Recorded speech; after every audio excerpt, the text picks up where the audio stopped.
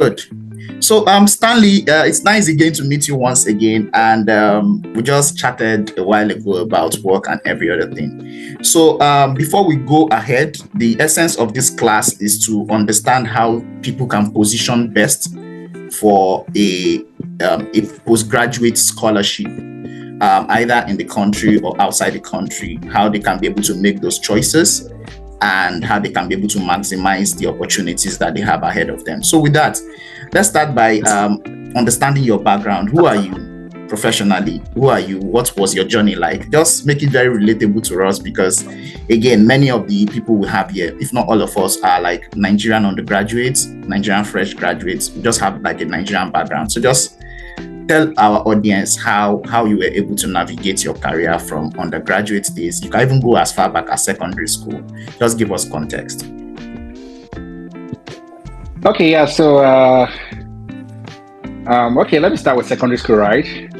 So I wasn't so much of a very serious person. Like, no, I mean, I'm serious, but I wasn't as serious as I am now, right?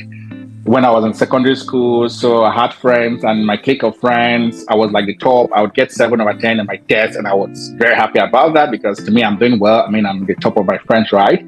Until I went to SS1. So when I went to SS1, I was opportune to have new clique of friends. These guys will get 9 over 10 and they'll be so angry at themselves. They'll meet the teacher to understand what happened and how they can make amendments to get 10 over 10 in the subsequent test. So I was astonished. I was taken aback. How can someone get 9 over 10 and the person is not happy? So I became close to these friends, right? And ever since then, my academic performance changed. I became very uncomfortable with 7 over 10. I strived for 10 over 10. And through the help of my friends, I was able to achieve that, right? So my friends helped me to become the Stanley that I am today. So it's very, very important for young folks to watch the kind of friends that they keep, right? Your friends can make or mar you. Yeah, so my academic background, I have a BSc in economics from the University of Nigeria in Nsukka. I have a master's in development management from Royal University of Bochum, Germany. I got a fully funded scholarship for my master's. It's called the DAAD scholarship, the German Academic Exchange Service Scholarship. Yeah, so I also have another master's in development studies from the University of the Western Cape, South Africa, still on the fully funded DAAD scholarship. I have a third master's in global development studies at St. Mary's University here in Canada. I got the FGSR scholarship. So the FGSR scholarship is just a scholarship from the University of St. Mary's, right here in Canada. And currently, I'm doing my PhD in development studies at the University of the Western Cape. So that's about me. That's about my academic background. So for my professional background, I started working as a graduate assistant at Alex Ekweme Federal University. So before my youth service, I was retained. I think I did well, so I was retained. Yeah. And after that, when I went to Germany, I worked with the United Nations in Germany as a research intern. After that, when I finished my master's, I came back to Nigeria. I worked for GIZ as an expatriate. GIZ is the German Development Corporation. Yeah, so they do all the development work, like the poverty alleviation work in developing countries, and and they also help the world to achieve sustainable development goals, right? Yeah, so I worked there, and afterwards, at the same time, I was also working as a lecturer at Veritas University, the Department of Economics, right? And so when I went to Canada, I got a job as a research assistant at St. Mary's University and at Dalhousie University. And currently I work for the government here in Canada as a policy and evaluation analyst. Yeah, so that's pretty much where I am about my professional background.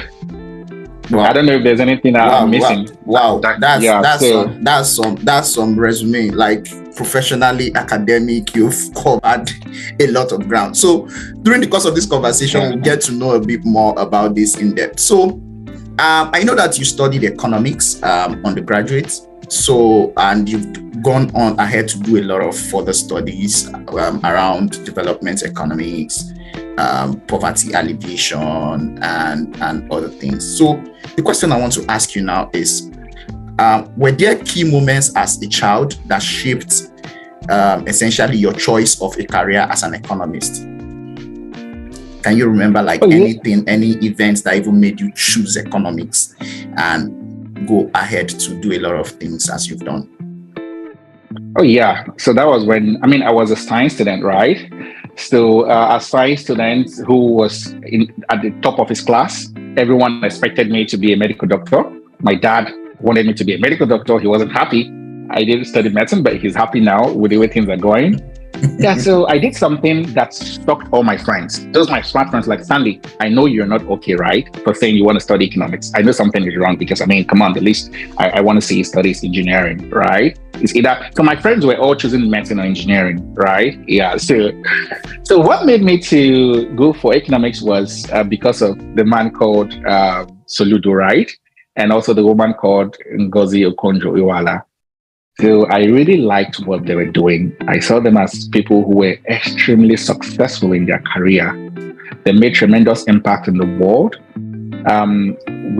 Some of us all know what Okonjo-Iweala did when it comes to the economy of Nigeria, through how we got debt relief of billions of dollars from the World Bank. So I was, wow. So I said to myself, so I can make an impact, a tremendous impact in the whole country and even in Africa at large, even without being a medical doctor, right? So that was my turning point. That was like, oh, I want to make an impact in the whole country.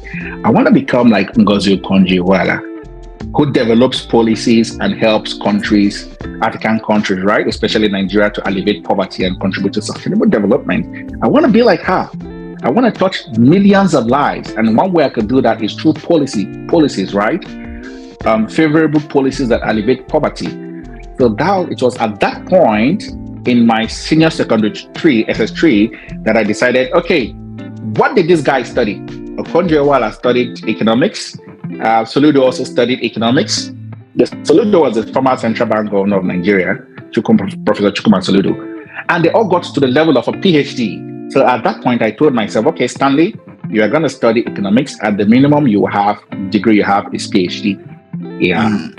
Okay. Yeah. So that makes a lot of sense then. So that gives a lot of context into why you chose what you did. Okay, that's nice. So seems like we shared the same reason why we studied economics. Even though my own reason has changed along the lines. So I think the Soludo influence is mutual. All right. So given that you studied, just give me a second. Let me get my thoughts together. So okay. That's fine. So now let's go to the crux of the topic. So you have had a lot of postgraduate degrees, and that's quite commendable. So many of our audience here are like people that are fresh graduates. Some of them are still undergraduates. Some of them are like NYSC. When do you think is the best time to start preparing for a PG scholarship? In fact, what is even a postgraduate scholarship? Can you just give us context into it? What exactly is it? And when is the best time to start preparing for one? Okay, so thanks for that question. So a postgraduate scholarship is a scholarship that is offered to students to study a program after their undergraduate, right? That's a program, an advanced program, either at the master's level or at the PhD level, or maybe it could also be a postgraduate diploma, right? Or a postgraduate certificate, anything beyond undergraduate level of studies.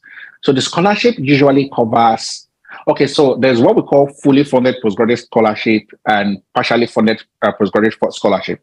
A fully funded postgraduate scholarship is that which covers at least your entire tuition fees and also your living costs, right? Some general scholarships like that I got goes as far as covering your visa fee, your flight ticket, and even covers for your family as well. If you have family, they also pay for that, right?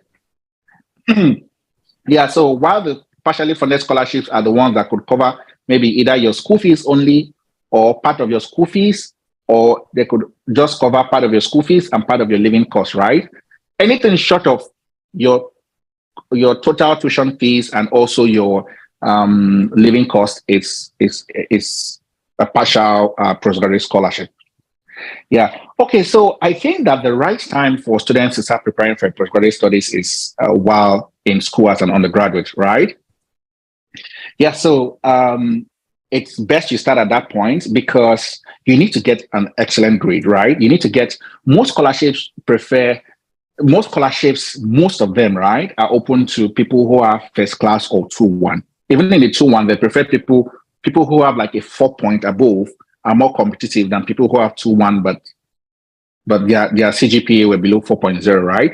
So that's the point at which I believe students should start preparing towards their postgraduate scholarship. Work hard and have an excellent CGPA. CGPA is like the most important a requirement for most postgraduate scholarship. But that doesn't mean that if you don't have a first class or a 2-1, you won't get a fully funded scholarship, right? No, but when you have a first class or a 2-1, you stand out. It makes you more competitive, right? Yeah. So that's one thing you have to do. So second thing you have to do is you have to build good relationship with your lecturers. Your lecturers are going to write you lots of recommendation letters. So you have to have that good relationship with them. In my case, my lecturer wrote me at least 20 recommendation letters, right? Because I applied to 20 scholarships and I got just one. Yeah. So if you don't have a good relationship with the lecturer, they'll get tired. I mean, writing those stuffs takes a lot of time, right? Yeah, they'll get tired and, or they may just delay, right? And that may make you to miss deadlines, right? So, but if you have good relationship with them, yeah, they tend to be more helpful, right?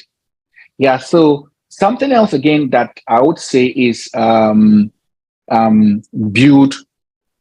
good connections on LinkedIn, right? Build good connections with people who already have build a very good LinkedIn profile about yourself. Then connect with people who already have scholarship. Let's say, for example, if you're an economist, right? Connect with people who already have scholarship in economics while you're an undergraduate. The reason why I said this is important is because it will help you have a clear direction. Those guys have successfully scaled through and they've achieved what you aspire to achieve. So they have information, they have materials that would make your scholarship journey very easy. They'll guide you on the best schools that will maximize your admission and scholarship opportunities. They'll guide you on things you have to be doing as an undergraduate that will help you to maximize your chances of getting a scholarship, right? They'll even share materials with you that will help you to know, oh, okay, these are the scholarships I have to apply for, and these are the ones that I have to prioritize. So that when you are done with your undergraduate, you exactly know the schools you're applying to, exactly know the materials you need, and you've gotten them, you exactly know a lot of things. You have a clear-cut direction on what you want to do. So this is one of the reasons why a good number of my friends transition quickly from BSc to the United States for direct PhD scholarship, and now they are doctors. Just within 5 years, from BSc to within 5 years, after five years after graduating, right? They got their PhD after finishing their BSc because of that mentoring, right? Would give them a clear direction of where to sail their ship to, the vision. They have that vision. So that is something that I would strongly recommend young folks at the undergraduate level to have, right? So something else that I'll recommend for them to do is I think it's important for them to engage in community development service, right? So community development service is something that is also considered while awarding scholarships. So it's very good for them to engage in exceptional community development service. So I was part of the team who recently selected students for scholarship at Dalhousie University. And one of the things we looked at for the community or the students, we gave the highest score for their community development service as students who had exceptional community development service. Let's take, for example, you went to a village where there's high maternal mortality rates and infant mortality rate due to malaria, and you sensitize them about the importance of mosquito nets and how just mosquito net alone could help them and their children to survive, right? And you went further to develop funds, maybe from the government, from persons, NGOs, that provided them those mosquito nets. And you made that sustainable such that every year, those people supply mosquito nets to those villages, right? Every year. and you have a track record of reducing maternal mortality and infant mortality in that village. Those are the kind of community development service that we give 100%. We give them complete points. Those are excellent community development services, right? Yeah, so that's it. So something else that I would strongly advise you to do is at the undergraduate level is write a very good BSc thesis. The reason why I said so is because some of the scholarships will ask you to submit your writing sample, preferably your major writing sample in your undergraduate degree, right? So you don't want to submit something that was not properly done. So I advise you to take your time and write your project. Okay, I call it thesis, but I know in Nigeria I call it project, right? Research project. Write that research project at your final. You do a very good job in your research project, and also try to publish at least one article from that project, because publications makes you to stand out.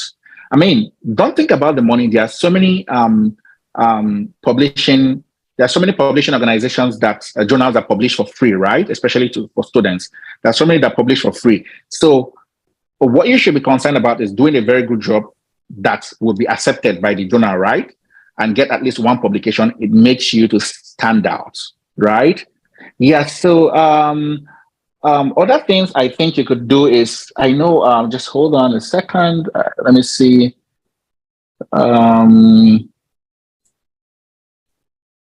Okay. LinkedIn tells. Okay. Okay, so start preparing for graduate record exam. Yes. So graduate record exam is an exam that tests your ability, your quantitative and verbal reasoning ability, right? So start preparing for that exam. That exam is used by many schools in the United States of America for scholarships. And a lot of people, you're not just applying you're applying, when you apply for scholarships, you're competing with people. Most of them have first class. Some of them have 2-1, right? So it becomes difficult. Say they have sports for like 5 persons and like 100 people have first class. It becomes difficult for them to make a decision, right? Who is the best candidate for this scholarship? So when you write GRE makes you to stand out. It sets you apart from other applicants, right? Because GRE is something that is placed, like it has, the states consider that like they place a high importance to GRE while admitting students. So now you are no more competing with students, the 100 students who are first class. We are competing with the students who are first class or 2-1 plus GRE, right? So that reduces your competition and it increases your chances of getting that fully funded scholarship. So GRE is very important, especially when you're looking at the United States of America, right? Yeah, so that's something. And I wouldn't advise you to prepare for a GRE while the semester is on as an under G. No, don't do that. You can do that during your holidays, right? When the semester is on, focus on your CGPA and ace all your courses, right? Yeah, so that's it. So that when you are done with your BSc, you can write that GRE and perform excellently well, right? Because you're already prepared. You prepared during your undergraduate days. So I'm just looking at the notes I did. Okay, yeah, so these are some of the things I think would help you to stand out. So the summary is start while as an undergraduate, that's the best time to start. But that doesn't mean if you don't start, then you can't get it, right? But start as an undergraduate, that's the earliest time to start. That's a good time to start, and take note of all the things I've said. Make sure that you achieve most of the things I said while an undergraduate. That will really help you to stand out and secure fully funded postgraduate scholarships. Wow, thank you very much. I think just to re-echo this so that everyone on this call understand, what Stanley has said is you start from undergraduate. That is the best time. So for some of you that keep saying school na scam, what I'm studying does not relate to what I'm not doing, like I don't have like clarity on what I'm doing, it just re-emphasizes the point that you should just stick at it. Because one thing that a bachelor's degree or a college degree does is, I don't think a college degree should by nature teach you what to do after school. I don't think so. What I think a college degree does, it sets that foundation that you can be able to commit to doing one thing, no matter how boring it might seem, and do it really well. It shows that you are disciplined. It shows that you have shown up at a place every single day for 4 years. And I think that really counts, because it's that work ethic that essentially translates into success in any endeavor.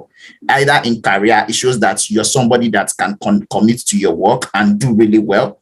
Either as a researcher, it shows that you can commit to a particular course of study or a particular inquiry and look out for solutions to that inquiry. Essentially, it shows that you have like those elements of a successful person to commit to something and commit to it really well. So that's really very important. Secondly, there are some things I actually want to re-emphasize so that everybody on this call understands it.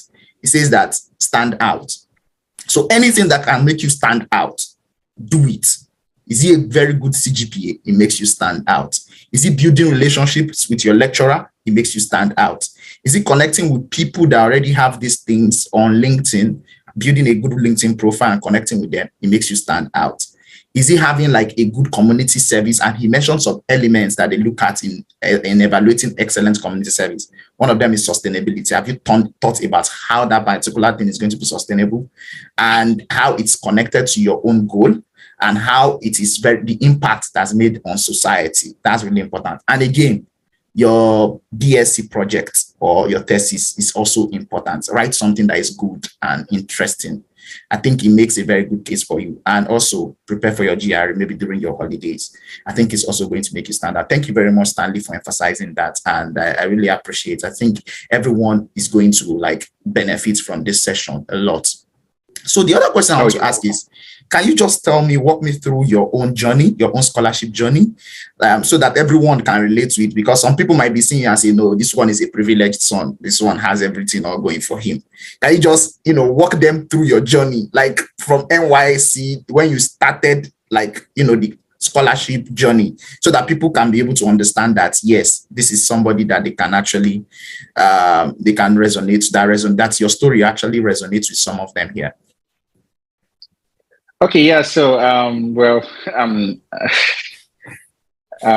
my academic background is not so great, yeah, but at least I thank God my parents were able to. Yeah, I come from a modest academic background, right? So, and I didn't go to like I went to my secondary school was a public school, not in Lagos where schools are so great, but in Benue State, somewhere in the north central, right? Yeah, so I didn't go to those super schools, right? But one thing I did right from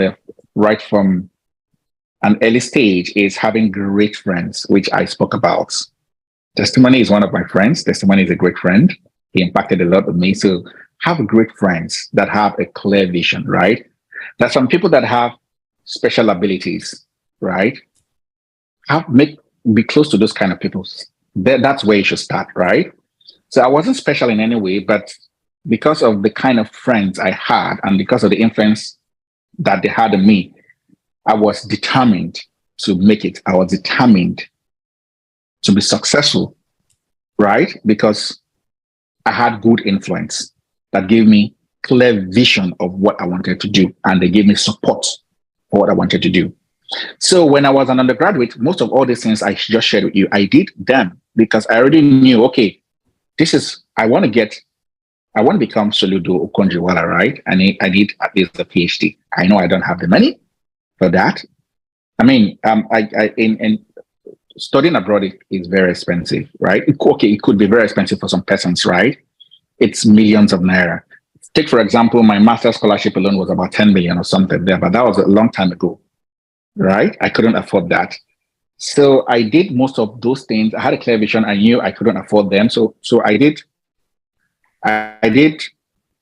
these things. Most of these things I spoke about. Just hold on. I have a call. Let me just okay. Yeah. Okay. Yeah, I'm back now. So I did most of these things that I shared with you guys, right? Yeah. So that's where you have to start. So that's where I started from. And these things helped me to form my foundation. So when I finished, I couldn't write GRE. That was one thing I missed. I couldn't write GRE because I didn't have the money. I was preparing for GRE. It pained me so much that I couldn't write GRE because at that point I didn't have the money. GRE was about 80,000 thereabouts. I didn't have that money. But that didn't deter me from achieving my goals, right? Because I knew that there are also other scholarships. I could put up a very strong application and I was going to get them. So what I did was I had a list. I first of all created a list of schools that I would say I have higher chances of getting, or scholarships that I have higher chances of getting. So you don't have to apply to all scholarships. Please don't do that. There are 1,001 scholarships out there. Please don't apply to all of them, because applying for one scholarship takes a lot of time, takes days, takes weeks. So have a scale of preference where you list like 20 scholarships you want to apply. Start from the ones that are very limited, maybe the ones that are only meant for African students in economics, right? Say if you're an economist, for example, then you move to the one that says maybe developing country students that are limited to only developing country students in social sciences, right? So my point is, don't apply for every scholarship. I didn't do that. I had a scale of preference where I organized the scholarships that I want to apply to based on the ones that I have that are very limited, less competitive, and more open to, so you must have a scale of preference. So that's what I did, right? So the second thing I did, so I had like 20 schools that I wanted to apply to. And the second thing I did was apply to as much schools as possible. I applied for my BSc, I applied 20 schools and I got just one. So apply to as much as possible using that scale of preference, because you don't know which one would work out, and you don't know which will work out, and you don't know which would not work out, right? So when you apply, it is only when you apply as much as you can that you can increase your chances of getting a fully funded scholarship. Sometimes you may think, oh, this scholarship, I know I meet all the requirements, I have everything, I'm exceptional. But sometimes they just don't want someone from Nigeria or from West Africa, because over the years, they've been choosing people from West Africa. So even if you're the best, you have the highest score, they won't admit you. They won't give you the scholarship because this year, they don't want somebody from Nigeria or from West Africa, right? And you don't know this. So apply to as much as possible. Scholarships are free. All the scholarships I applied to, I didn't pay a dime for anything. I just had my laptop and my internet, and that's it. Yeah. So another thing that in my journey was I got I got a mentor, right? I got mentors, and the mentors I got were people who already got the scholarships that I wanted to apply to. That made my application effective. Let me just use that word, effective. Now, so this would make me to say that I encourage you to, which I've said earlier, please go to LinkedIn. But at this stage now, you're connecting with people who already have the scholarship that you have. There are a lot of them on LinkedIn. If you search them, let's say, for example, that scholarship, economics, Royal University Bochum, just put that on your LinkedIn. You'll see people's name who have that profile will come out, right? You connect with them. Know that you may send connection requests to like 20 and maybe 10 will accept. And it is just 5 that will end up assisting you down to the end of your scholarship, right? Yeah, so that's something that I did. I connected with those mentors, and they really helped me in my scholarship application. They helped me to go, because they know they've gotten that scholarship that I'm applying for, right? They know what the scholarship committee wants to see. So they helped me to go through all my application documents. I sent all of them to them. Those guys are very busy guys. So don't send and expect fast response and think, okay, if they're not responding, they don't want to help you. No, they're busy guys. Some of them are studying and working at the same time. Some of them have even family, right? So always send them reminders. That's what I did. So through that, I got them to review my application document, to review my motivation letter, because I wrote one of the requirements for the scholarships that I applied to is a motivation letter justifying why I want to get that scholarship and why I'm a good candidate for that scholarship and the program that I'm applying for, right? So they went through all my applications, made a lot of corrections. Made a lot of corrections which I effected. And when they said, okay, I think your application looks good, that's when I submitted. So please make sure that don't just write and think, okay, I mean, make sure you give the application to them. I know, like my first cover letter, I was trying to convince them with my poverty status, how I suffered and the rest. And I was trying to work with their emotion, right? It was crazy. The guy was laughing. Yeah, it's crazy, right? There was one that's a classic.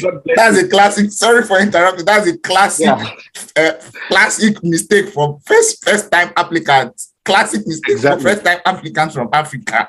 They just talked Exactly. about their poverty and how they came from a family of lack and want and how they had to trek 30 kilometers to school and stuff. Yeah. Exactly. So I was saying crazy things. I was saying like things. This scholarship will help me to change my poverty status. In fact, when I saw the scholarship, it was just like God's blessing in my life because this is what I've been looking for. All those crazy stuffs. Those was what I wrote. I didn't know. I thought that is what will help me get the scholarship. So had it been I just I believe I had excellent grades and stuff like that. I just applied. Oh, that would have been crazy, right? I would have. I mean, obviously that's disqualification. I wouldn't have been selected, right? Yeah. So that's something that I did in my journey for the scholarship. And also there's some scholarships that will ask you for interview, like the scholarship I got, the DAD scholarship. I was interviewed. So my mentors, I contacted these mentors. They had a mock interview with me. They put me through the very likely questions and had me prepare and present before them, right? And they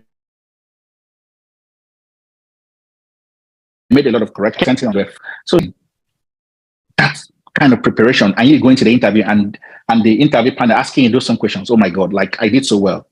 They told me, Dian, then, oh, Stanley, you are a good candidate for a scholarship. Like, Dian, then I knew, okay, I think I was going to get the scholarship, right? Why? It's not because I was special, no, but I was prepared, right? I was prepared because I had that mentor who put me through the questions that they were going to ask me, and I was prepared, right?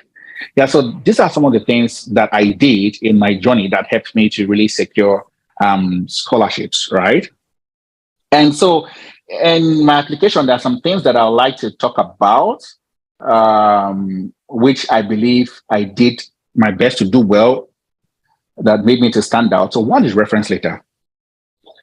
Reference letter is very important, right? Reference letter is letter that your professors or doctors will write for you, right? And sorry to say this, there's this professor that wrote me a reference letter. The reference letter was just like 100 words. A professor, yes. He didn't know. It's not his fault. He studied in Nigeria, everything in Nigeria. Stanley is a good student. He can speak good English. He's very intelligent. He's very hard. Oh, those are generic things. Just like 100 words. And I was very happy. Say, oh, this scholarship is good. It's good. Yeah. Those things are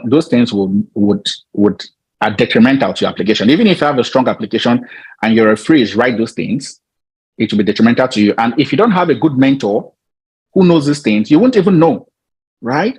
So make sure that your reference letter is very detailed and very specific about you and demonstrate. For example, if your supervisor say you know mathematics, demonstrate, give examples of the things you did in class, right?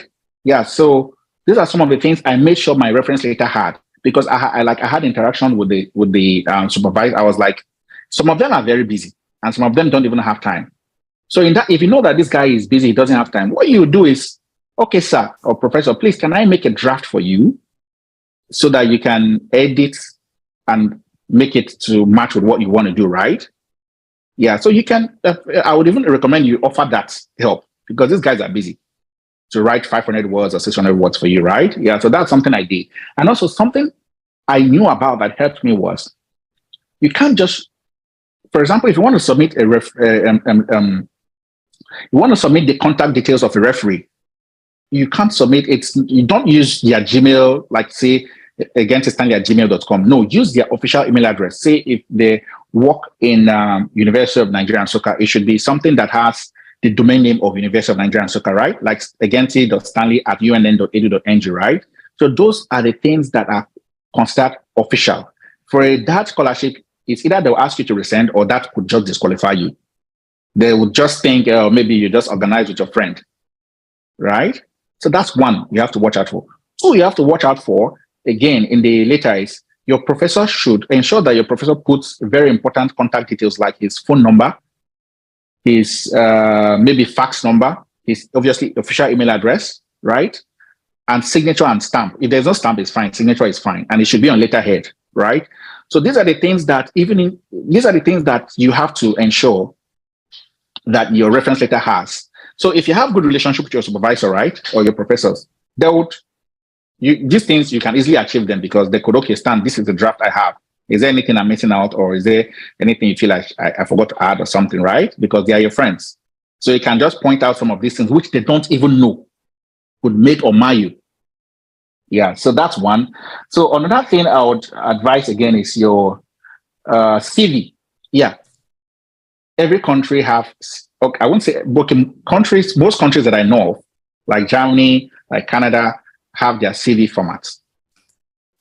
And this is something that you have to ensure you have to make sure you format your CV to that country format, right? Say for example, my German scholarship, I made sure I put my CV using in a Europass format, right? Europass format is a CV format for Germany and European Union countries, right? When I was applying to Canada for my scholarship, I made sure that I put my scholarship in the Canadian CV format. These things help your application to stand out because it helps the evaluators to easily see your strengths, right? Yeah, so take note of that. And so you don't need to write English. It's not so necessary to write the IELTS or the TOEFL. It's not so necessary. If you have the money, you can do that. But if you don't have the money, there's no need for you to do that. In my case, I never wrote that. What I did was I collected an English language proficiency letter from my school stating that I studied in English language, right? My BS was in English language, and that's sufficed. So that's something that you can also do, right? And get your passport as soon as you're done with your studies, your international passport. Get it. You need that. It's very helpful. And in the case where you have interviews, the scholarship requires interviews. Do a lot of interviews. Do a lot of interviews. It's very important. Do a lot of interviews. Okay.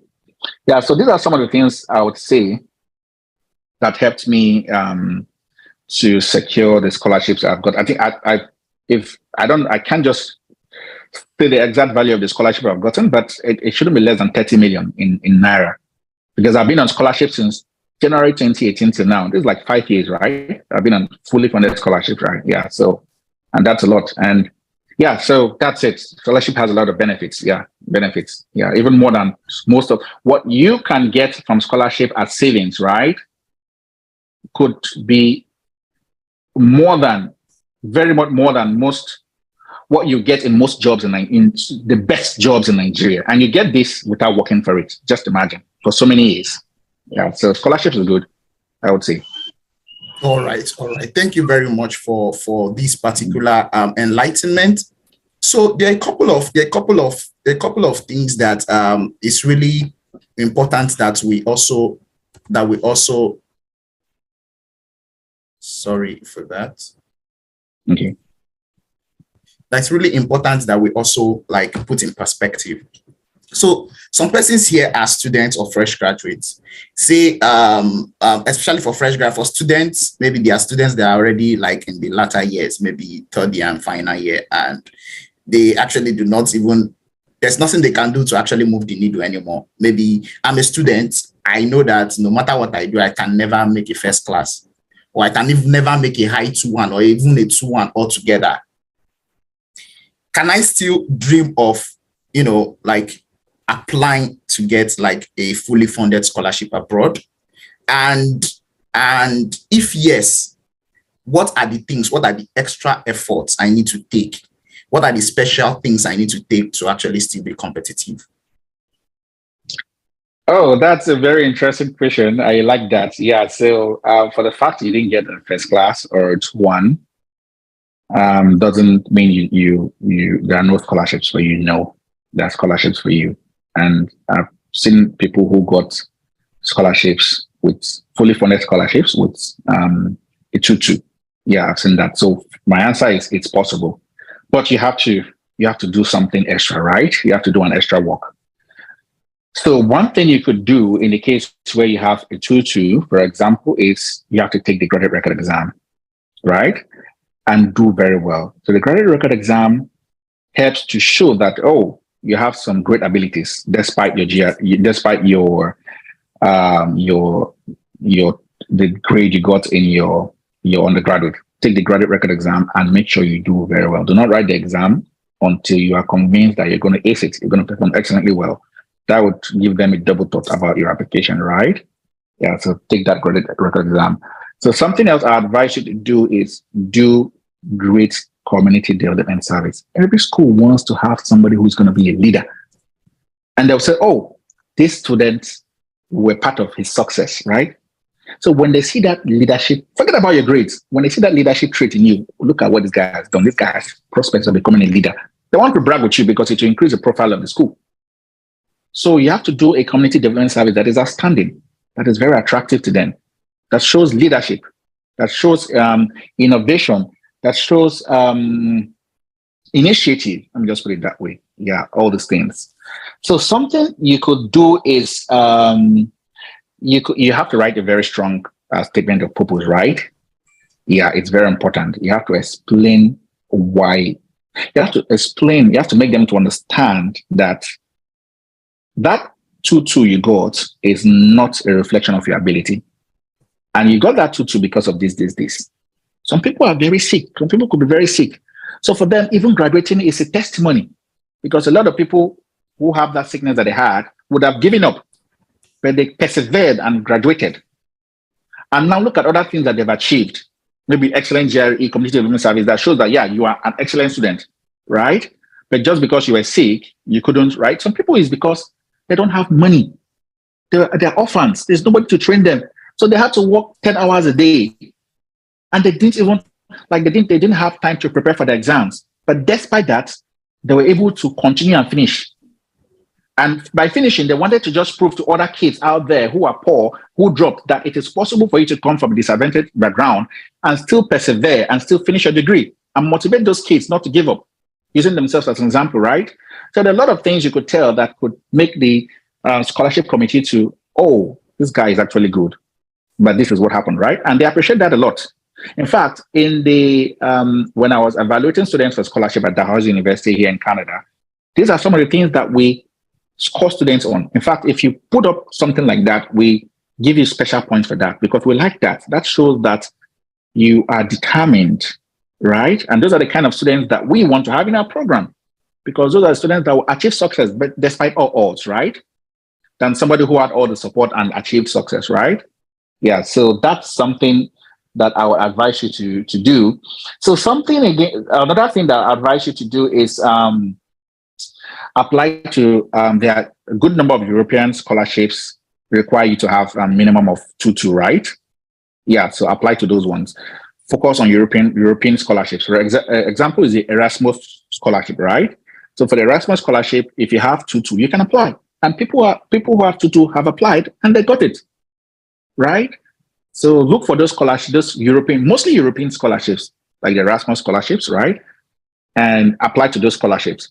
So another thing you could do is you could do a master's, maybe in Nigeria. If you don't have the money, you can do it in Nigeria. If you have the money, you could do it in the UK, right? UK accepts 2-2 for masters, right? Yeah. And make sure you get, let's say you do it in Nigeria, for example, make sure you get an excellent grade, such that, so that makes up for your 2-2, right? And now you can apply for another master's or even PhD. And when you're applying for another master's or PhD, what counts the most is your most recent degree, which is the master's you obtained from Nigeria, right? Yeah, so these are some of the things you could do to get a fully funded scholarship, even if you have a 2-2. So yes, it's very, very possible to have a 2-2 and have a fully funded scholarship. Okay. All right. Thank you very much. I think that really gives context to a couple of our audience that might be listening to this. So why should we look forward to getting a postgraduate education abroad versus Nigeria? I know that there is this talk about people brain drain, looking outside, but realistically, I know that everybody wants to jackpot. But what are the real unpopular advantages of actually getting like a postgraduate scholarship abroad versus Nigeria? And let me give context to this question. One of the things we are trying to do here is to, as much as possible, build intentional people that have a reason why they are doing what they're doing, people that know exactly that, okay, this is the reason why I'm doing this. I don't want to be a part of the herd mentality. I don't want to be a part of the crowd. I want clarity on why I'm doing what I'm doing. So for those guys, why do you think that it's important? What are the advantages you want them to know about, going for a postgraduate education abroad versus doing it in Nigeria or any other alternative they have in the country? Oh, thanks for that question. Yeah. So there are so many advantages, right? And one advantage is the quality of education that you receive. I mean, yeah, our countries are trying; they're giving us the best that they have. That they Yeah, can but afford. That they can yeah, that afford. they can afford. Yeah, they're doing their best for us, and they're making it very affordable for us, right? But the quality of education you find in these developed countries, the quality of the education is very high. You acquire skills that are relevant, that are practical, that will help you to build softwares. If you're an engineer, if you're an economics, skills that will help you to build models that can solve economic problems, right? Yeah, so you acquire relevant skills that will help you that will help you to stand out in the labor market, right? Relevant skills that will help you to be innovative, right? Take, for example, when I was doing my master's in Germany, the type of things we're learning were things that are needed. We used case study of what was happening. Like, for example, we thought about current problems in Africa. So we're asked to to build some interventions, right? So we're taught how to build interventions. The best way to build intervention is not by saying, okay, these people don't have borehole, right? So let's give them borehole. They don't have water challenges. They have black and they have the water is not good, so they need a borehole. Let's sink a borehole. No.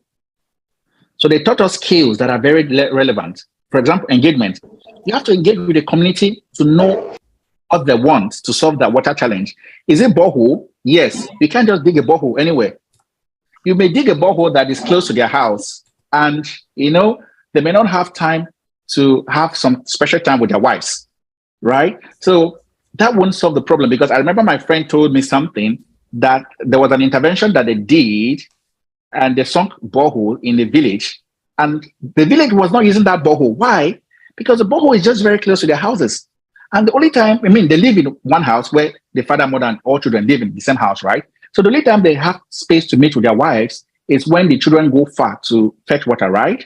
Yeah, so those kind of things. So when you engage the community, they tell you, okay, we want a borehole, and this is where we want it. That way it solves problem. So we acquired practical skills that are very relevant in solving real life problems, right? So that's one advantage of studying abroad. Another advantage of studying abroad, I would say, is the job opportunities. We know in most African countries, there could be a job vacancy of 100 people and maybe 5,000 or 1,000 are applying, right? So that reduces one's chances of getting it. But in the developed world, it's not like that. There are lots of jobs and the competition is not so much. And in most countries, when you study, they give you what is called a post-graduation work permit, right? That allows you to work for some years after graduation. So yeah, so this is something that motivates people to work. It gives them to study abroad. It gives them job opportunities. It gives them job opportunities and that avenue to acquire work experience from an advanced country, right?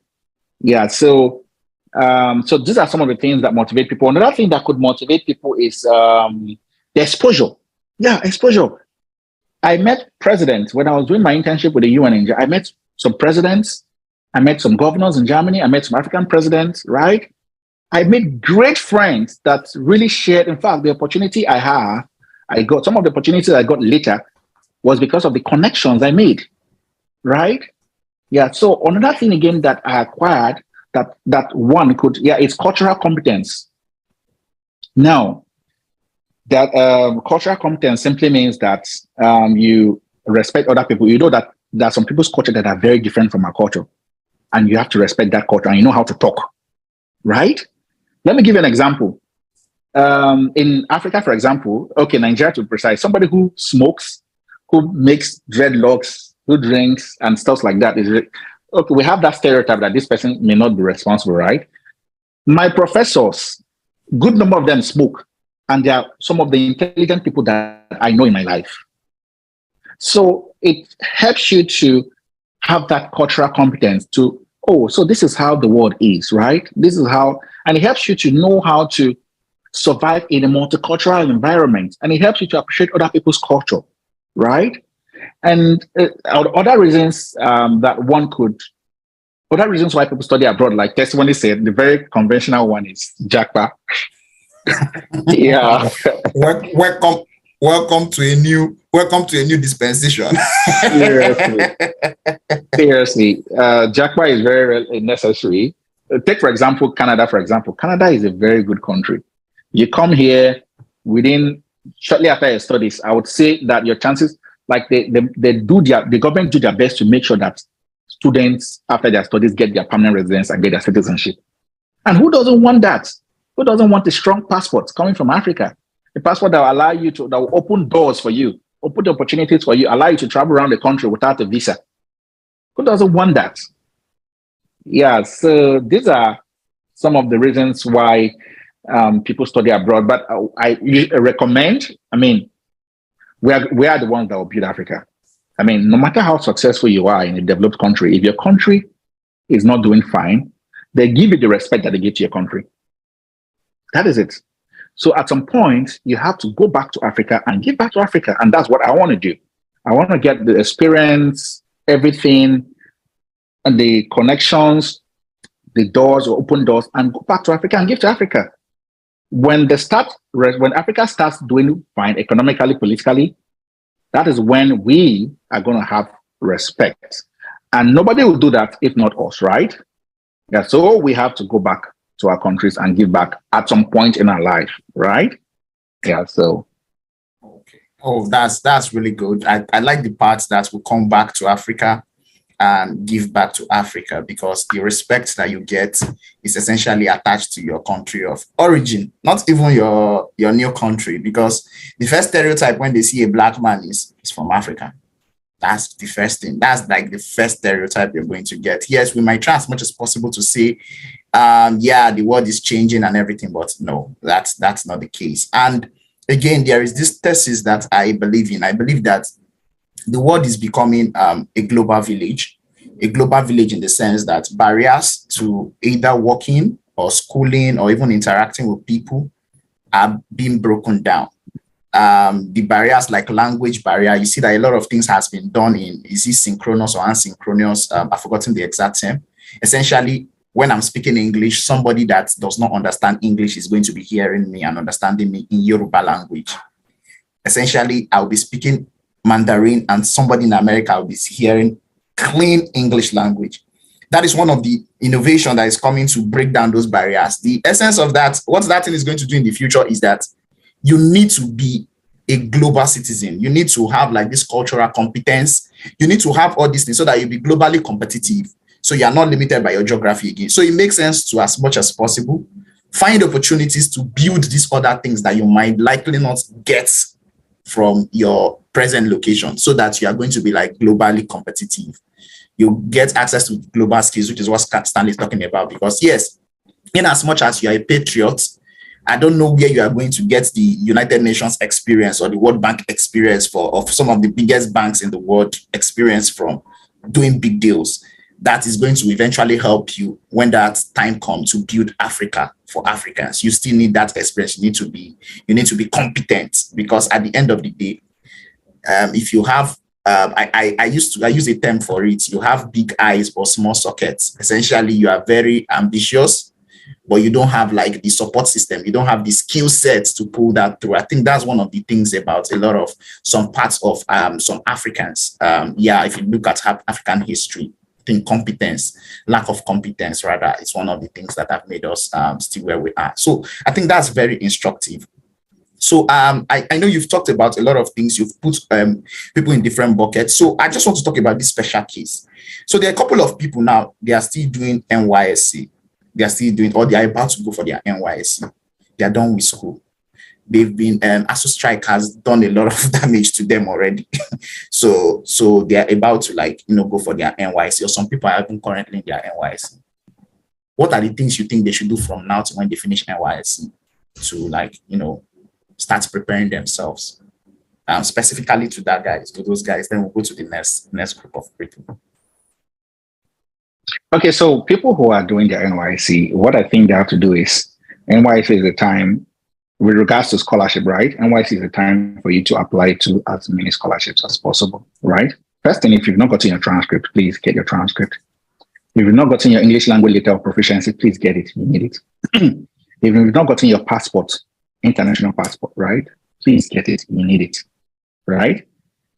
If you've not done a lot of networking on LinkedIn, please start doing it, right? And please, when you network with people on LinkedIn, respect their time. Like I said, don't ask them obvious questions that shows that, okay, you just didn't check, you just didn't do some basic research, right? Ask them very intelligent questions. It makes them to, okay, see that you value their time, right? Don't ask them to please write cover letter for you. Don't tell them to, oh, yeah, people told me to do that. Somebody even told me, please, can she send me all her documents so I apply for her? So I apply for the scholarship, everything for her. Please don't do that. Okay, please don't do that because it will just discourage them. It's discouraging, right? Ask very intelligent questions that shows you are diligent, that shows you are ready to work and you've done your research, your basic research, right? Yeah. So when you have all these things, NYSC is a time for you to apply and get scholarship. I got my first scholarship while serving, right? Yeah. So use that opportunity, create your scale of preference, right? And start applying to scholarships as much as possible. Start applying. Apply to at least your youth service, you apply to at least 20. I would say at least 20. The more you apply, the better your chances, right? The more you apply using a scale of preference that makes you more competitive, right? The more your chances of getting a fully funded scholarship. So please, that's what I advise you to do during your NYSC. And another thing I advise you to do is join forums. There are a lot of forums. There's WhatsApp forum, there's Facebook forum. In fact, the scholarship, the DAT scholarship I got, exact DAT, because there's so many DAT scholarships, was a forum which I joined. That's where they shared it. What if I wasn't in that forum? I was just doing the other ones I know, Commonwealth and the rest. That's how I would have missed it. There's so many forums where you see people who are looking for scholarship and people who have gotten scholarships, right? You meet those two categories of people there. You can even meet somebody who can even sponsor you if it's GRE. The person see, oh, you are very active in the group and you say nice things and you really have genuine need. People have sponsored people to write GRE in forums. They'll sponsor you. I mean, what is £100, which is the cost of GRE, right? Or £150. They can do that. Yeah, so please go to join those forums and be active on those forums, right? Use your scholarship year to apply to at least 20 scholarships. And I strongly believe that if you do everything I've said, my advice, if you follow the advice I've given to you on how best to go about applying to scholarships, I believe that before the end of your scholarship, your youth service, you should have gotten at least one or two fully funded scholarships, right? Yeah. Okay, good. So there's another category of people, and these are people that are working professionals. We know the kind of country we are in. You can study engineering and you end up in a bank. That is quite normal. Again, so for people like that intend, okay, I want to go for like a master's program in engineering, but I'm working as a banker. How do they position themselves to still be compelling, have a compelling application? Okay, so I assume that you're working as a banker, but you want to do a master's in engineering. I assume that your bachelor's was in engineering. Yes, engineering. You're working as yeah. So one thing I think that you could do that would help you to stand out, because yeah, you have work experience in banking, but it's not so much of a relevant work experience to engineering, right? It's not a relevant work experience. So one thing you could do is you could publish some papers, right, before you apply for that scholarship. Publish some papers in engineering. So that convinces the scholarship committee that, yeah, you are still active. You still have that, you still do active works in engineering and you've not forgotten what you've done in engineering, because the older your degree, the less your chances. Scholarship committee prefers people who their degrees are not so old. Right? Say you have a degree in engineering 2015 and in 2020 you want to apply for your master's and you've been working in the bank. So yeah, you're not that competitive initially, but when you show that, you've been publishing, right? Or you have one or two or three recent publications, Then when you say that, yeah, you've been engaged in academic works in engineering, then it's more convincing, right? Yeah, so that's one thing I think you could do to maximize your chances of getting a master's scholarship in engineering. It's very possible. I have a friend who did that, and I think he finished 2015, and he just started his master's. He just started his master's this January. So that's like 8 years, right? That's like, okay, 7 years plus. That's like 7 years plus. I mean, normally the chances is very rare, it's very little, but he still got it. Why? Because of some of these things, right? And another thing again that I'll say he did that helped him to stand out was the department knew him and they were waiting for his application. He was always communicating with the graduate program coordinator, asking very intelligent questions. What's this? What's this? What's this? So they were just waiting for his application. Let's see that. So when he came to the university, they were like, oh, so you're the one. We've been looking forward to meet with you. We're expecting a giant. You're the one. Always asking this, asking that. So that case, when you submit your application, they know you, right? They know you. They'll take their time to review it. Yeah. So these things helps you to stand out because your degree is old, right? And you've not been working in engineering. Yeah. So these are some of the things that I think you can do that would help you to for the corporate world. Yeah. Thank you very much for these nuggets. I think it's very, very important to note that these people that we bring on a weekly basis are very busy people. So we are just using this medium to reduce the questions that you get to ask them when you meet them. So please don't take this for granted. We've recorded this class and we're going to push it out to our platforms. Then you can essentially review them afterwards. So I don't know, want to use the next 10 minutes to take questions. If you have questions, this is the right time to ask.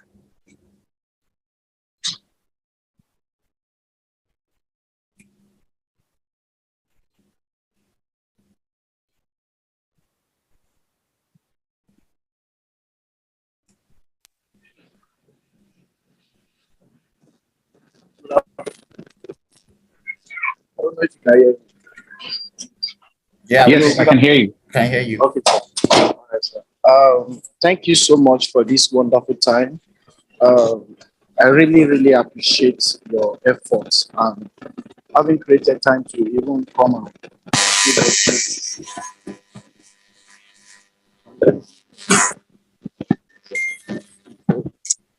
I'm a student actually.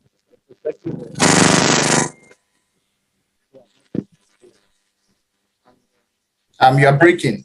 Boyega, Binga, you're breaking. Okay, it's breaking. Sorry. Can you hear me well? Yeah, we can hear you now. Go ahead. Okay. So I applied then I'm actually struggling to hear you. I don't know if I'm the only person. Okay. I'm also struggling to hear him. I'm struggling to hear him as well. Can you hear me well now? Can you hear me well? Yes. I think you should put your earpiece to your mouth so that's your mouthpiece to your mouth. Yeah. Okay. Yes, I'm doing that now. Okay, so I've put in for 2 schools already, and I got offer from the 2 schools in the UK. Then I applied for a scholarship in one of the schools, the Great Scholarship and 60th Anniversary Exceptional Scholarship. So getting to hear these things, I wish I had them earlier on before I even put in for that Great Scholarship, because the 60th Anniversary, that one is just by the school, by themselves. They will just shortlist you if you are qualified for it. Why the Great Scholarship? You have that, there is that space. You talked about it, what you have done outside your academics, something like community development or so. So there was this written journal that I now used as an experience in that space. So I don't really know. I want to ask, because what I'm seeing now is partial scholarship, not fully funded. The other one is £10,000. The Great Scholarship is £10,000. That's peradventure I get it by the grace of God. So what like that scholarship, I've applied for that scholarship before. And there was a time I now tried to apply again last year. I realized that Nigeria is not in part of the list. What do we do about such a thing? there are some other scholarship as well, like the Chevening scholarship, which is to fold by November. And for instance, your school is resuming by September, and Chevening scholarship is by November. How do we go about it? How do we still come in? Do we still have the chances of getting this scholarship applicable to the schools that we have applied to, like that school that is resuming earlier on? I don't know if you get the question. Okay, so I think I got the first question is asking the first question, if I got him clearly, he wants to know in a case where that scholarship doesn't, like, Nigeria is not one of them, like, right? What would you do?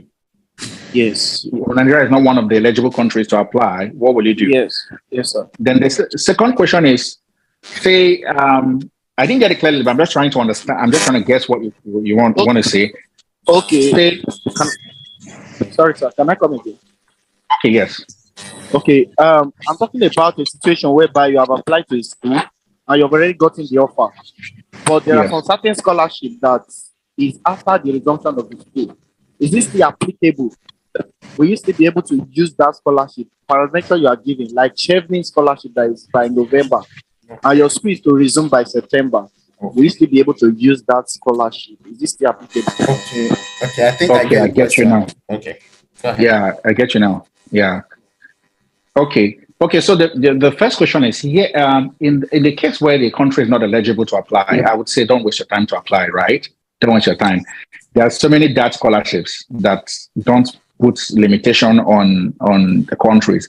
For example, the DAT Airport Scholarship, DAAD. The Airport is EPOS.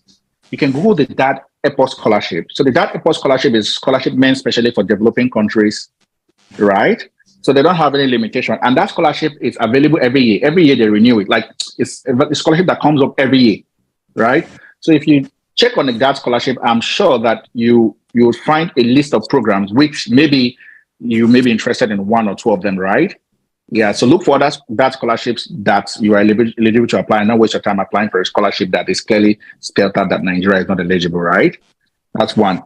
Two is, if you get admission that is supposed to start September, and you are getting a Chevening scholarship and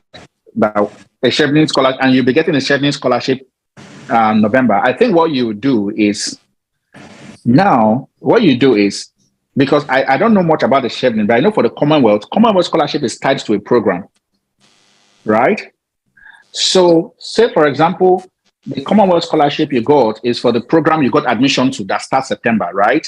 You can defer that admission to next year, because when you get the Chevening scholarship in November, I know obviously it's for you to start the next year September, right? That's what I think. That's what I'm assuming. Because you always get scholarship, those Chevening scholarship and Commonwealth scholarship, before the start date of your program. So what you can do is to defer your admission. That's one thing. That's one way you can go about it. Okay. I don't know, Tesman, if you have something to say about it. Yeah, I think that's it. Another thing that I just want to say, in essence, is that for that particular, you need to first of all be sure that Chevening covers a program that you got admission before the scholarship was awarded. And I think they typically have that information when you read the application guidelines. They typically have that, the details of the application, they have it. So you can read through it. If it's possible for you to be able to still take advantage of it, fine. But I doubt if that is going to be possible. I'm not sure. But you need to just go inquire, because this is a specific case. It's a specific case, and you should actually find out. Another thing you can do, again, in the spirit of being sure, is that you can try to be transparent to the committee. Maybe pick their emails. But that's after you've done your research. Don't go and ask an obvious question. That would be a bad signal, a very bad signal. You don't want to do that. So you can make inquiries either from the school you are applying to, that is what you are trying to do.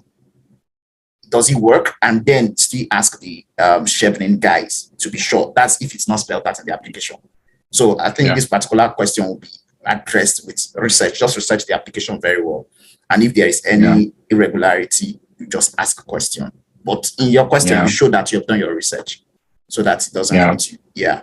Yeah, because most of those scholarships are tied to a program. You must Exactly. graduate to a You particular must get a program. particular program. Yeah. So I actually, Yes. my first instinct is that it's not going to work out that way. You said it's like applying for a scholarship after you've gotten admission into a school that is starting like in September. I'm not sure it works that way, but you can verify, check the guidelines and be sure. And if there's any confusion, send an email to both your school and the program to be 100%. So Stanley, we still have a couple of questions here that were written down. So I don't know, let me spell them out. It says that scholarship, my question is about that scholarship and its work experience requirements. Can you talk about it? Also, I could wish to apply for assistantships in Canada or US. Can you give me insights? Oh, okay. So for the dad work experience, you really, so your internship counts, your volunteer experience counts, right? That's one good thing about the dad work experience requirement. As long as you can provide evidence of those, maybe like a letter of completion that you, maybe even when you are doing your youth service, a letter of completion that, okay, you served here and you worked with this and these are the things you did, right? Yeah, a formal letter. And that letter obviously should have some very important information, like it should be on the letterhead of the organization. It should carry official email address. It should carry official phone number. It should carry stamp. Germans don't joke with that. If it doesn't have it, then just they won't really regard it that much, right? So even the volunteer work you did while you are an undergraduate, those things count as work experience, right?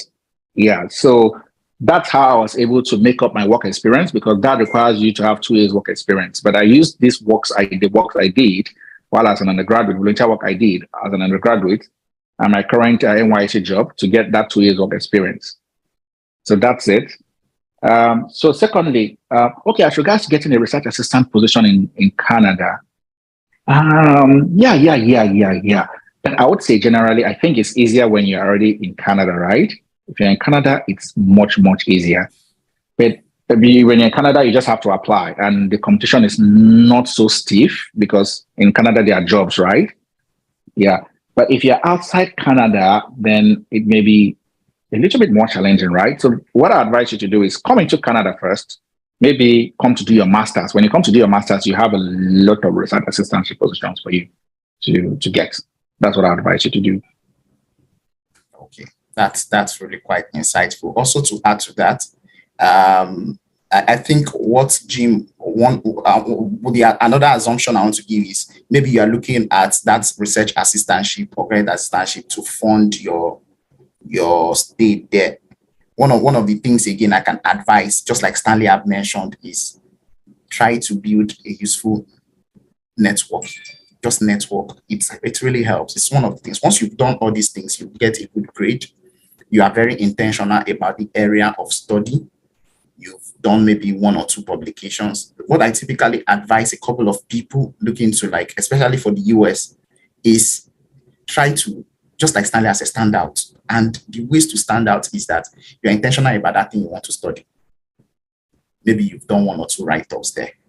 My expectation is that while researching the school, you've seen some kind of professors that maybe you feel like they align with you. That's a long shot, but you can try to, like, maybe if you have conversations with people that have gotten maybe research assistantship, they might give you more insights. I've not gotten any research or graduate assistantship before, so I might not be able to, like, put it really well.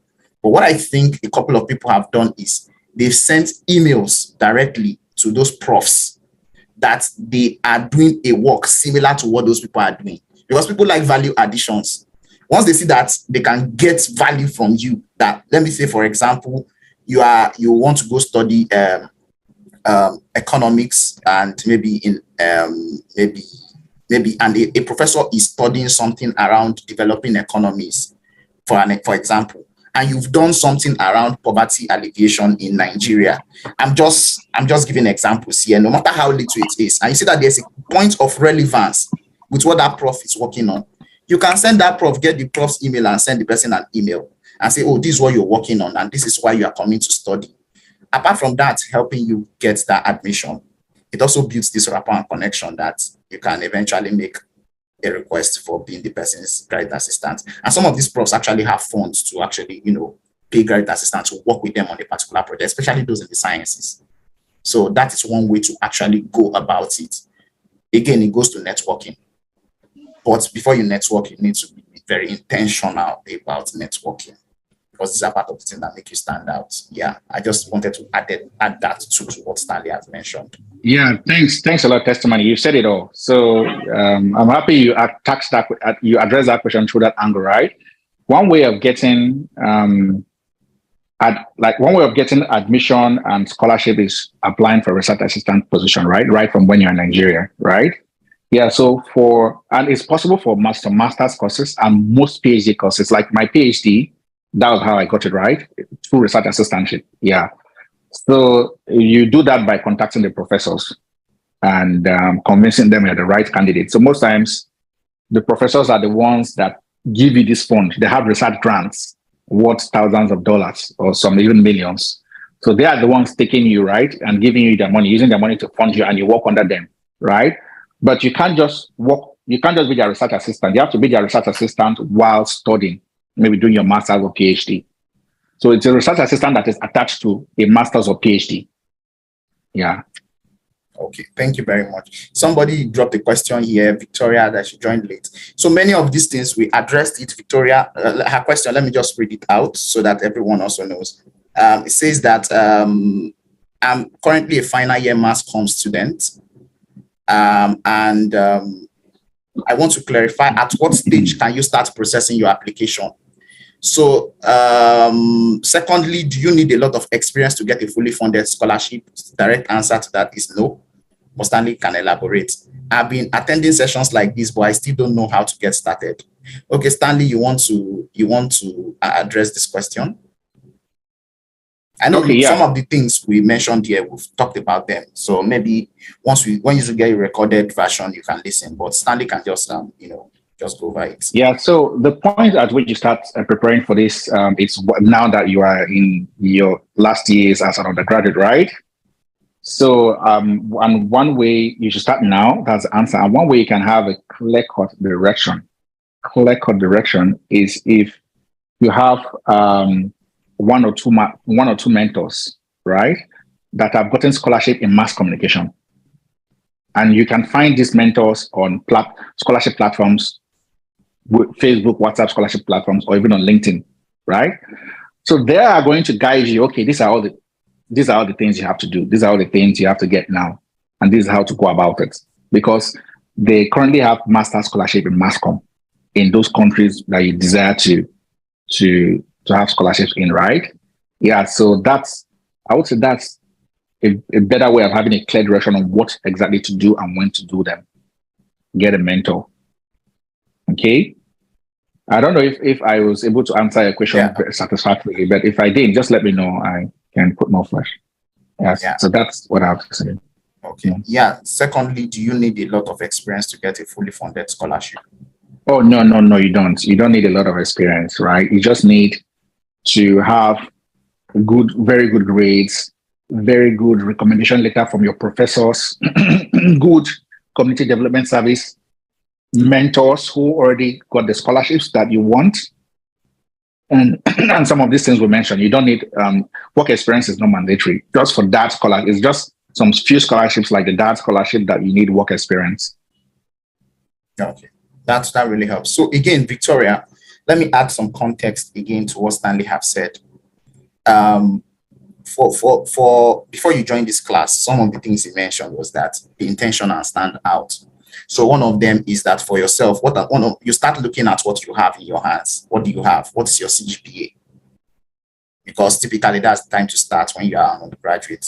What's your CGPA? It's a very important requirement. In fact, the most important by all standards. The next thing you look at is after your CGPA, just let me be sure that I'm saying the right thing, is your bachelor's degree project or thesis. Be sure that you write something that is probably relevant. One of the things I typically advise final year students is maybe when you talk to some mentors and you have researched some schools you are looking at or some scholarships, you can try to, and you see the programs that is relevant to you, you can try to tailor your project to suit some of the key themes of those programs. It's a general advice, you don't have to take it, but I think it makes your journey more interesting and exciting. Another thing again you can do is after that is I'm just like regurgitating some of the things Stanley has said, is have a good relationship with your lecturers. You can start that. Those are some of the things you can do now as in your final year. Start building relationship with your lecturers. Like you can do some research work with them. Maybe your project, you co-publish it with your supervisor, so that they have like that first-hand experience too, because those guys are going to help you with your recommendation letter. And it can be very, very frustrating for them. And you don't want to be in an awkward position where you cannot, be personal with them and say, boss, take this draft. Oh, boss, I think this thing is left, that kind of thing. So you want to start building that relationship with them in your final year. I think it's very, very important you do. Then maybe after your final year, maybe immediately after your final year, you can start preparing for the GRE. You might start preparing for it. But again, all these things are going to like be tailored around getting a mentor. So actually like that has gotten maybe a scholarship within the area you're looking at to be able to advise you personally, because this is general advice. I don't think it might be really suited. You need to get somebody in that particular area that is going to give you tailored advice so that you can start making like your research is going to be useful. It's going to be very useful to you. And then you can start dotting all the I's in certain areas. So that's what, but for now, I think without a mentor now, you can start building a relationship, make sure your project makes sense, and try as much as possible to finish strong. I think those are like the 3 top things you can do for now. Then when you finish, you can now start maybe looking out for schools or programs. But again, by all means, get a mentor if you can. I don't know if that answered your question, Victoria. Okay, any other question? Before we end the program? Thank you. Yeah. Any other question before we call it a day?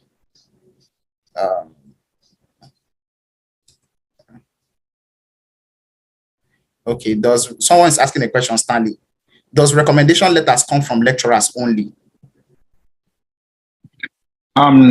So recommendation letter may not just come from lecturers. So it all depends on the program you're applying to and the scholarship. So the scholarship will tell you, okay, you must submit 2 recommendation letters, and all of them must come from your professors, right? Some scholarship like that scholarship will ask you, okay, you should submit 2 recommendation letters, but one must be from a professor that taught you in the university, and another one could be somebody that was your supervisor at work, right? So the scholarship most times will state it clearly that this is the type of recommendation letter you can submit. In a case where the scholarship doesn't state clearly, please write an email to the graduate program coordinator. The emails are usually, or a contact email is usually available there on the advert of the scholarship, and ask, can I submit a work reference letter? They will tell you. Yeah. In a case where you don't get any response from them, it happens sometimes, please submit submit recommendation letters only from your professors. I know that all the time those ones are accepted. Okay. Just to also add flesh to it again, the kind of program you are applying to, again, just look at it from this point of view. You are going for like a master's in mechanical engineering, for example. Who is better placed to talk about your ability for a graduate program? Is he a professor of mechanical engineering, or the manager in a bank? Do you understand the context there? Who is better placed? Obviously, it's a professor of mechanical engineering that can say, okay, this person has these abilities to succeed in the mechanical engineering program. So I think another thing again, to just put context to this, is if you are going to do a master's, a PhD or whatever, it just makes sense that an academic helps you, in writing your recommendation letter. That's for the program directly. Then for the scholarship, they might specify. But to be safe, in case they don't and you have asked questions, just use like your professors. It just puts you as a safe spot, because they are in a better position to give testament of your academic abilities. That's why it's important you work very closely with some of them, the ones that are open and serious. Another thing I wanted to add again is, when you are working with your professor, if you're an undergraduate, have like a tracker.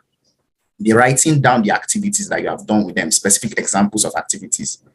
it will come in handy when you are writing your recommendation letter. When they are writing your recommendation letter, you can just give them, take, these are the one-on-one things we have done together that you've seen. Maybe they asked you to help them maybe teach a class, or they asked you to help them with their research work, or they just be writing it down. It will come in handy one day. So you don't have to be cracking your head for specific cases. You can say, take, these are the things that I've done with you. It might be able to inform them in writing your recommendation letter, because it gives a lot of context and it's very, very specific. Please, can we have access to some of the platforms you're part of? Okay, just to add, when you're done, just to add to just add to what you said about the reference letter. This is what happened to me. So so I got a reference letter from the vice chancellor of the university where I was working, where I was serving, right? I used that to apply for Commonwealth scholarship. I didn't get the Commonwealth scholarship, right? So I asked them what happened. I just asked them what happened to mine. They said, oh, my reference wasn't good. That was one of the problems. So now I now give some experts. They were like, oh, how can you ask somebody who knows you for like 3 months to write a reference letter for you? I was like, oh, he's a vice chancellor. Do you know what it is for a vice chancellor to write, or a federal university to write? It doesn't matter. They want to see a doctor who taught you from your year 1 to your final year, who has taught you for 4 years, who knows you very well and can talk more about you, than the president of Nigeria, who you just intern under his office for like 3 months and you don't even have direct contact with him. They're just able to get the reference from him, right? Yeah, so that's why academic references are very good, especially in a situation where you don't have extensive work experience in a relevant field. Yeah. Yeah, thank you for that. I think that really brings context, because some of us, we used to make that mistake. Let the prof write it for me. Let this one write it for me. Yeah. Meanwhile, the context is lost in those kind of things. So this is the last question. Please, can we have access to some of the scholarship platforms you're a part of? Stanley, I think this is directed to you. Some people here want to be part of the scholarship platforms you are part of. Okay, yeah. So